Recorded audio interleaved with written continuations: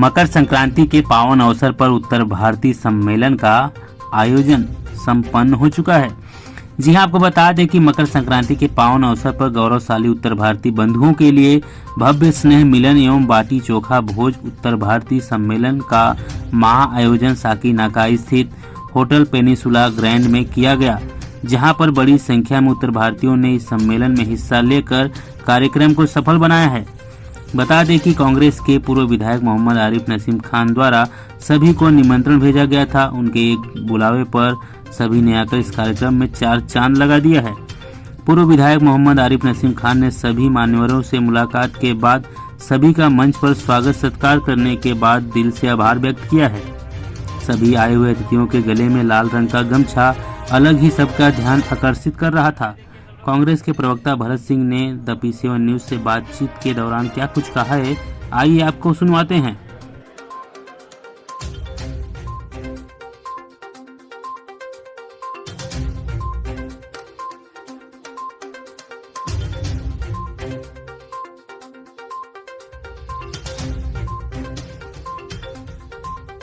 कुछ देकर उनका यहाँ पर स्वागत हो रहा है।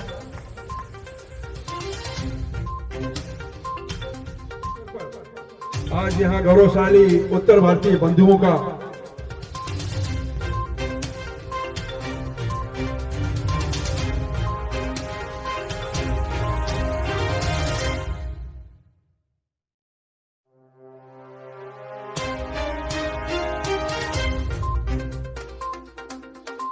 भैया, मैं सबसे पहले आप सभी का मनपूर्वक स्वागत करता हूं कि आप सारे लोग टेलीफोनिक निमंत्रण पर बिना पत्रिका के आप सारे लोग यहां पर पधारे। उसके लिए मैं अपनी तरफ से, अपने परिवार की तरफ से, अपने सभी साथियों की तरफ से आप सबको बहुत बहुत धन्यवाद देता हूं और आप सबका स्वागत करता हूं। साथ ही साथ आज मकर संक्रांति का त्योहार शुरू हो चुका है, उसकी भी आप सबको बहुत बहुत बधाई देता हूं। नया वर्ष मंगलमय हो, खुशियों भरा हो, यही हम सबकी कामना है।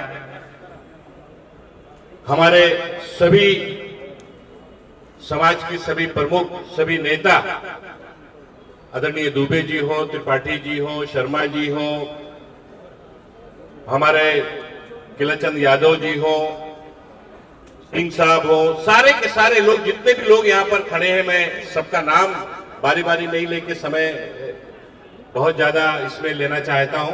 मैं आप सबका मनपूर्वक स्वागत करता हूं।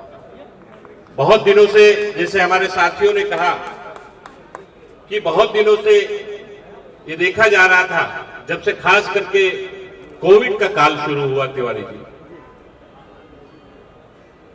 एक अलग तरह का वातावरण, मायूसी का वातावरण, बेचैनी का वातावरण बना और एक दूसरे से लोग दूर होते चले गए और दूरियां वो बढ़ती गई। मिटाने का कोई काम इस शहर में शुरू नहीं हुआ और वैसे भी जब कोई काम की शुरुआत करना पड़ता है तो नसीम खान हमेशा सबसे पहले आगे बढ़ने की कोशिश जरूर करता है। तो हमने सोचा कि चलिए इसकी शुरुआत की जाए, अपने गांव, घर, प्रदेश के लोगों को एक जगह बुलाया जाए, बैठा जाए, चर्चा की जाए, मेल मिलाप हो, लोगों से मुलाकात हो, क्योंकि लोग असहज महसूस कर रहे हैं।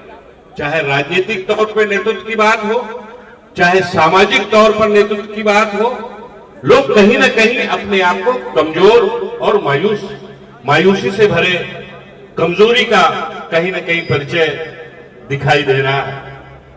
और हम लोग, मैं एक बात हमेशा कहता हूं, उत्तर भारतीयों को तो कम से कम मायूस कभी नहीं होना चाहिए, क्योंकि हम लोग हौसलामंद लोग हैं।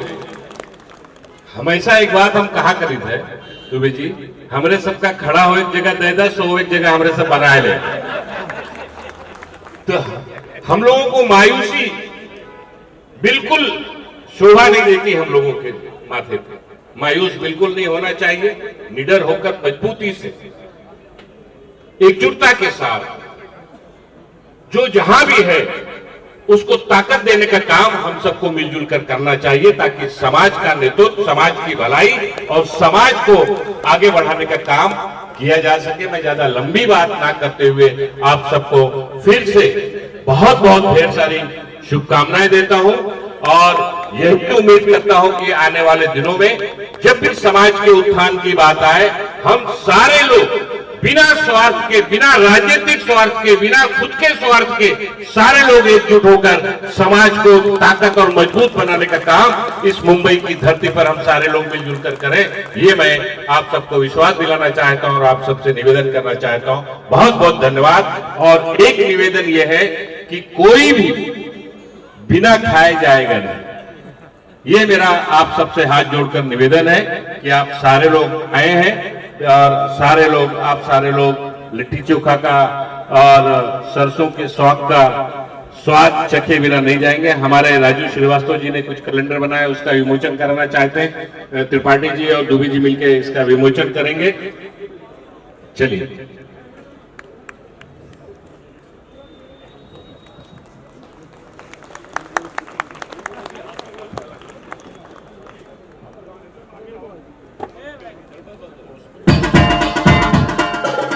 अब मैं दुबे जी से निवेदन करूंगा कि वो अपना आशीर्वाद दें।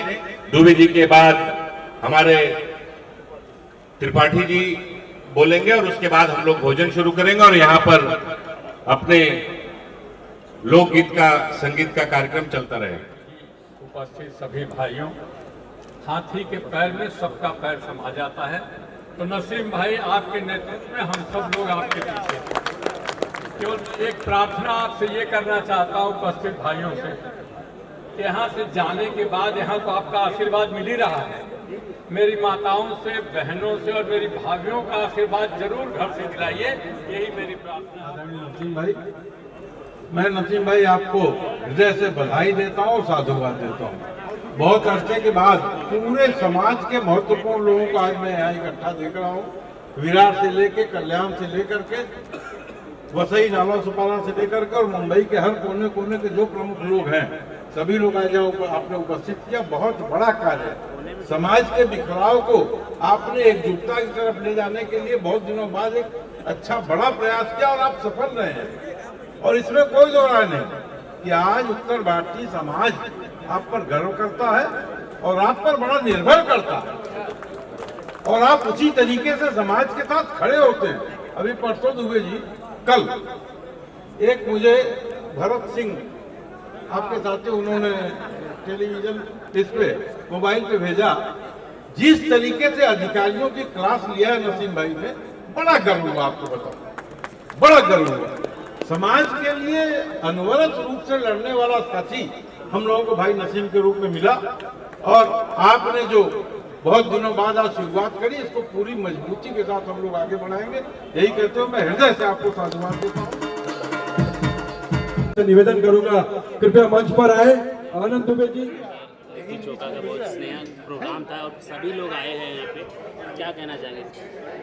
देखिए, हमारी जन्मभूमि एक है और कर्मभूमि भी एक है।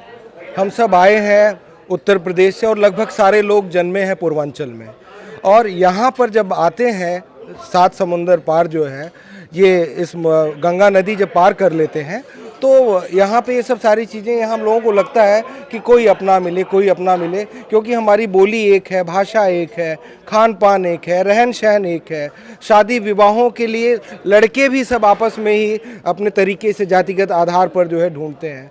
तो ये कई चीज़ें हम लोगों की समान हैं। तो यहाँ पे सांस्कृतिक एकता का और एक आयोजन हुआ है और सब सांस्कृतिक रूप से एक हैं हम लोग। भरत जी, कितना जरूरी है इस तरह के कार्यक्रमों का आयोजन होना, जहाँ पे लोग मिलते हैं, गेट टुगेदर करते हैं, कोई पॉलिटिशियन है, कोई बिजनेसमैन है, सब अलग अलग जगह से आते हैं, तो कितना भाईचारा बढ़ता है? देखिए, भाईचारा अगर आप कहेंगे तो ये पहला ऐसा मैं देख रहा हूँ पूरे मुंबई में कि एक मुस्लिम नेता और मकर संक्रांति का, त्योहारों का एक ऐसा कार्यक्रम रखता है कि जिसमें सिर्फ उत्तर भारतीय चेहरे दिख रहे हैं। आप समझ रहे हैं, उत्तर भारतीय। और जो भाजपा हमेशा ये चिल्लाती है कि इस देश में द्वेष नहीं है, लेकिन द्वेष है। उसको हम बताना चाहते हैं दोष कहाँ है।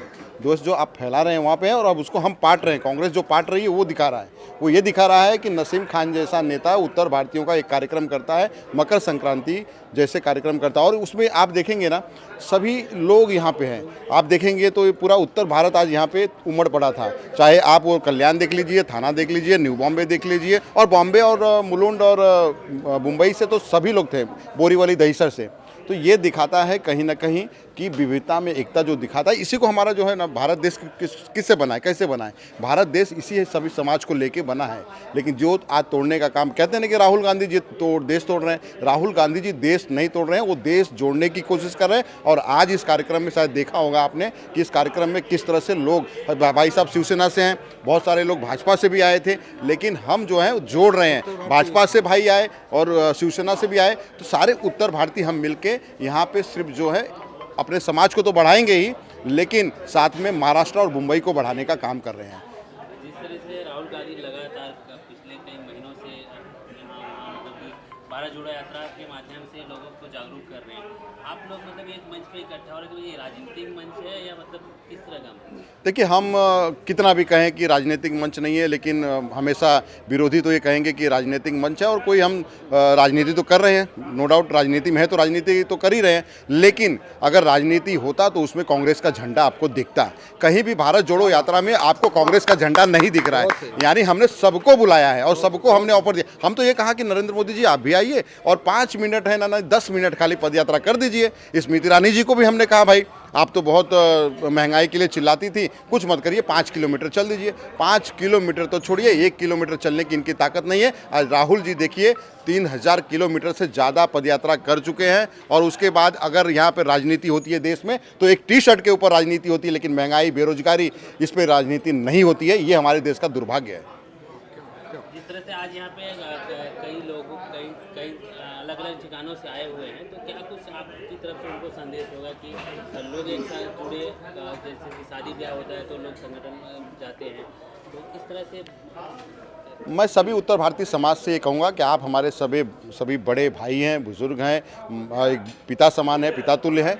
मैं ये कहूँगा मतभेद हो सकता है, मनभेद नहीं हो सकता है। मतभेद रखिए लेकिन मनभेद मत रखिए। किसी भी उत्तर भारतीय को कहीं भी तकलीफ होता है, अगर वो सक्षम व्यक्ति है, राजनीति में हो चाहे कहीं भी वो सक्षम व्यक्ति है, तो वो आके उस व्यक्ति का मदद करे, क्योंकि हम सब उत्तर भारतीय हैं, मेहनत कश लोग हैं, और यहाँ मेहनत करने के लिए आए हैं और मेहनत करके अपनी एक जो है मान सम्मान, प्रतिष्ठा और नाम बनाते हैं। ये भारत जोड़ो यात्रा जो राहुल गांधी जी कर रहे हैं, लगातार जारी है उनका, तो क्या आपको लगता है कि जो उद्देश्य लेके वो चले हैं उसके कितना करीब हैं, और कितना मतलब लोग तो जुड़ रहे हैं, कितना करीब अभी तक हुए?